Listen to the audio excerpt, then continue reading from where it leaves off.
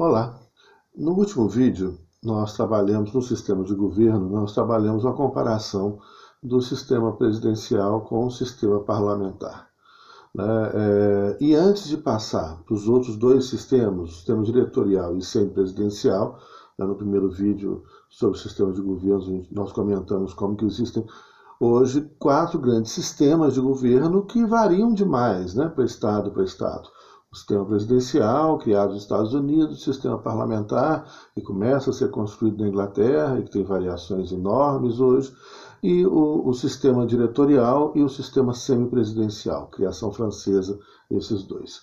Bom, mas antes da gente passar para o sistema semipresidencial e diretorial, é importante analisar o seguinte aspecto.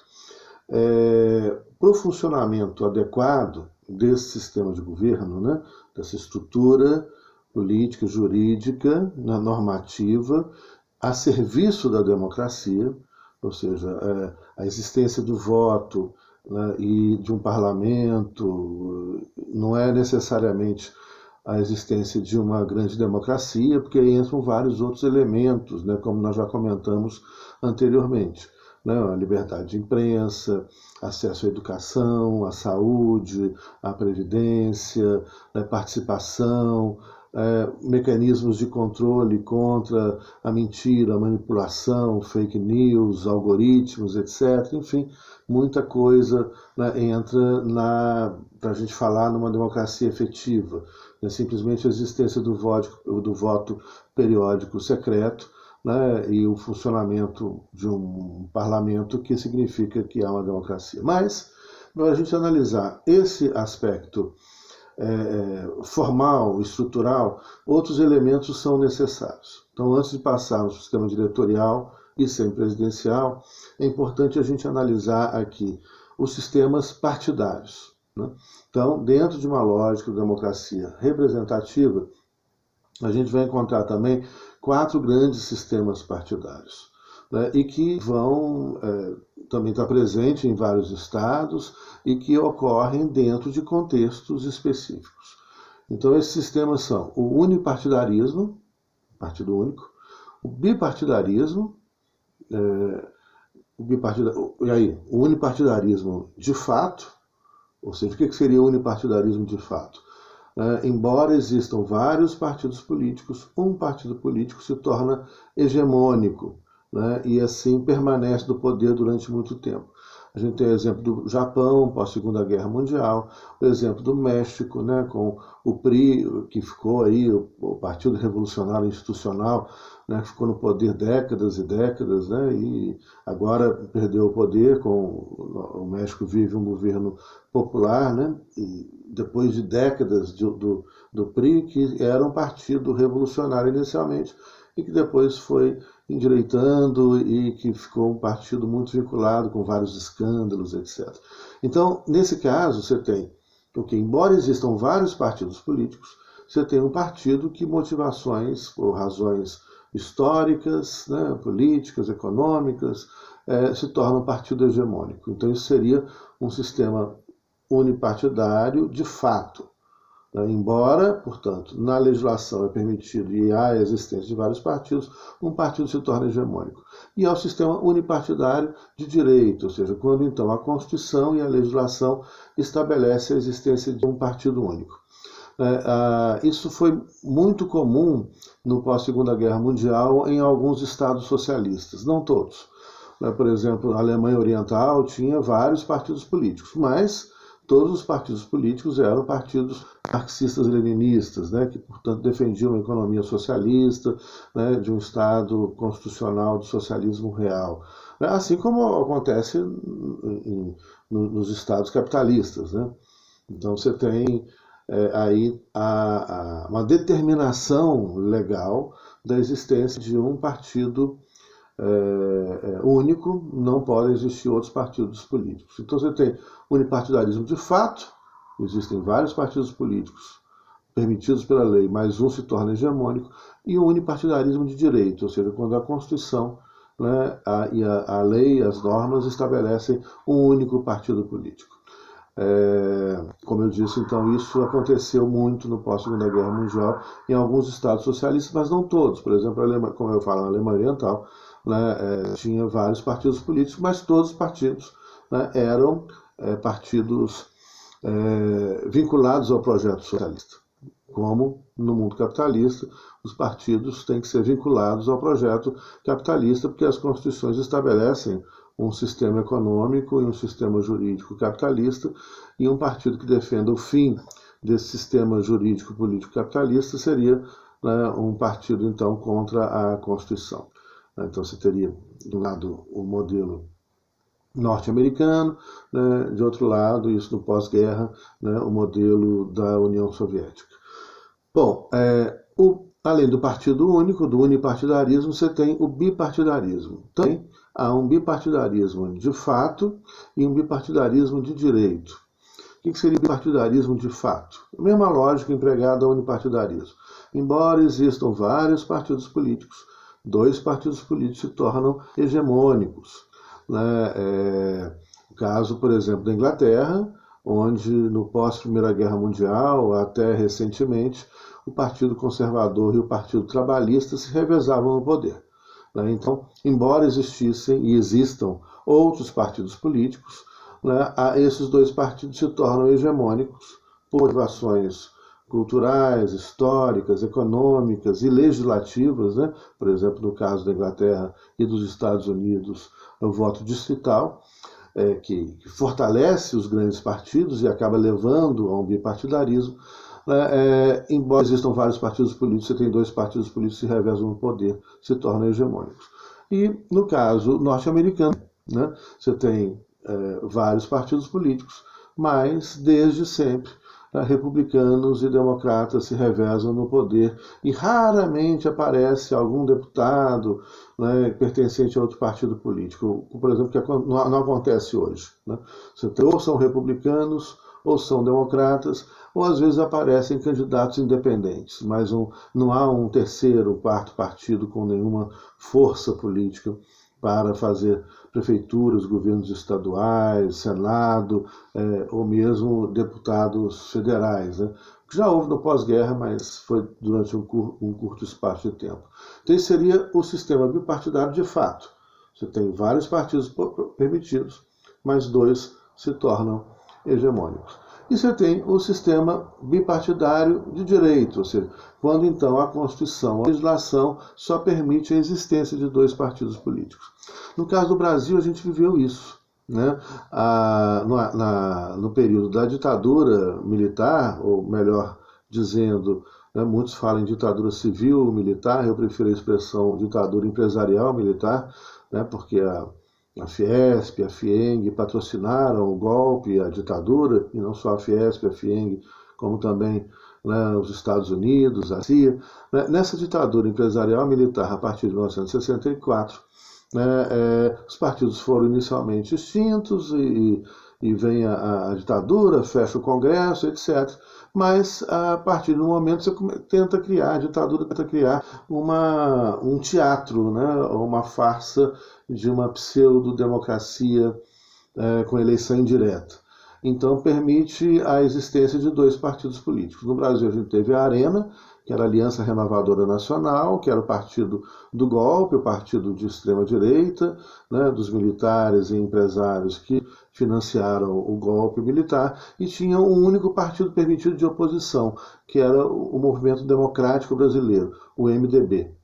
Então, ali, nesse caso, é um exemplo onde já tem 2 partidos políticos estabelecidos pela legislação, proibindo a existência de outros partidos políticos. Depois, você tem o sistema pluripartidário. No pluripartidarismo, você tem, então, vários partidos políticos, mas há um limite de partidos políticos representados no parlamento. O ideal, aí do ponto de vista teórico, né, o ideal seria uma existência de 5 a 10 partidos políticos representados no parlamento. E aí você tem, em geral, as democracias representativas na Europa do pós-Segunda Guerra Mundial, E depois, quando vem o final do fascismo em Portugal, na Espanha, com o período da redemocratização, com a Constituição Portuguesa de 84 e a Constituição Espanhola de 78, também esses países vão entrando dentro dessa lógica de uma democracia parlamentar pluripartidária, com a existência de partidos fortes, ideológicos, né, com programas definidos, onde a população aprende a votar nos partidos, nos programas, né, partidários, né, na escolha de determinadas políticas públicas, vinculados a partidos que vão dentro de um leque que vai desde do centro, centro-direita, direita e a centro-esquerda e a esquerda. A gente vai ver isso, por exemplo da França, né? Você tem o Partido Socialista, a esquerda, o centro-esquerda, o Partido Comunista, a esquerda, né? Partidos liberais de centro-direita, Partido Republicano, partidos de direita e, mais recentemente, até o surgimento aí de partidos de extrema-direita, né, com o Le Pen e agora com a filha dele, né, que teve até uma votação, que tem tido uma votação, infelizmente, né, de certa forma expressiva, chegando aí a 20% ou mais de 20% do eleitorado francês. No caso da Espanha também, você tem o PSOE, que é o Partido Socialista Operário Espanhol, né, que é de centro-esquerda. Você tem aí alguns partidos hoje, por exemplo, o Podemos, que é um partido mais à esquerda, uma esquerda alternativa, né, um partido radical, à esquerda também, partidos de direita, né, como, por exemplo, o Partido Popular, né, que é o que tem uma herança aí da extrema-direita do passado. Mas o que nesses casos todos, você vai pegando Portugal, Espanha, França, você tem então um leque político partidário que contempla o centro, centro-esquerda, esquerda, centro-direita e direita. O que vai então em torno, né, de 5 a 10 partidos políticos. Veja bem, isso é uma variação, né, que vai ocorrer de país para país. A Holanda, por exemplo, tem muitos partidos políticos, mas no parlamento, né, você tem um jogo político coerente com programas políticos. E há esse revezamento. Ou seja, o eleitorado, então, né, tem a força e a possibilidade de escolher em momentos diferentes, em realidades econômicas, históricas, políticas, sociais distintas, governos de esquerda, de centro-esquerda, de centro-direita, de direita. Então, esse revezamento que a gente chama de um pluripartidarismo. Mas no pluripartidarismo não há um excesso de partidos políticos. Então, as coligações que sustentam o sistema parlamentar são coligações estáveis. Por quê? Porque ou você tem uma coligação de esquerda ou centro-esquerda, que tem, portanto, uma identidade política, uma identidade programática, ou coligações de centro-direita, que também tem uma identidade programática. Então isso faz com que os governos parlamentares sejam mais estáveis, né? Não há um excesso de partidos políticos. Por fim, há os sistemas multipartidários. Esses sistemas multipartidários são muito complicados, né? Porque você tem, muitas vezes, em vez de uma aliança programática, ideológica, de 2, 3 partidos políticos, você vai ter muitas vezes alianças de 10, 14 ou até mais partidos políticos. E essas alianças, então, começam a ser instáveis, né? É óbvio, né? Isso é fácil de perceber. É muito mais fácil a briga entre 14 partidos com 14 programas do que a briga entre 3 partidos com 3 programas. Então você começa a desestabilizar, principalmente no sistema parlamentar. O multipartidarismo não é bom. É o que a gente vive no Brasil, que vai em torno, um pouco mais, um pouco menos, vai variando de 30 partidos políticos. Na Holanda tem muitos partidos políticos, você chega até alguns lugares que vão ter quase 200 partidos políticos. Isso é muito ruim, porque você imagina só uma coligação de 14, 20 partidos políticos, né, para sustentar o primeiro-ministro. Essa coligação não se sustenta e os governos caem com muita facilidade. Você tem 2 exemplos históricos muito importantes que ajudam a gente a entender isso aí. A França, depois da Segunda Guerra Mundial, a Constituição Francesa de 1946 estabelece um sistema parlamentar na França. Esse sistema vai de 46 a 58, quando então vem uma nova Constituição da Quinta República, de 46 é a Quarta República. Na Quinta República estabelece o sistema semipresidencial, que a gente vai trabalhar mais adiante. Mas de 46 a 58 é o sistema parlamentar. E um sistema parlamentar multipartidário, com vários partidos políticos, num momento de crise grave.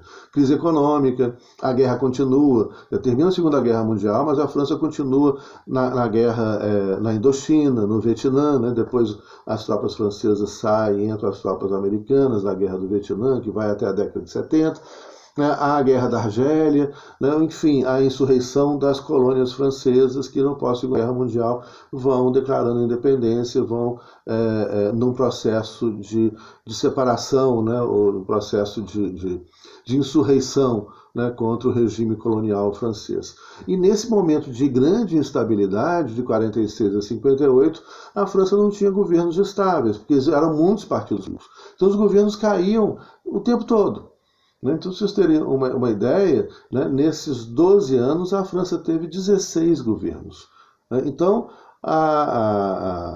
essa fragilidade, né, que é gerada justamente pelo excesso de partidos políticos, né, que vão levar a projetos, muitas vezes até a projetos pessoais encobertos em partidos políticos.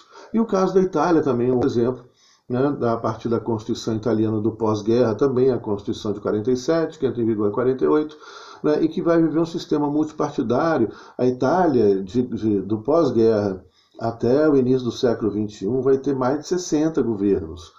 Então você imagina, você tem governos que duram 3 meses, governos que duram 1 ano, há uma instabilidade política muito grande. Então o multipartidarismo é muito ruim para o sistema parlamentar. Teoricamente, o ideal para o sistema parlamentar é o pluripartidarismo.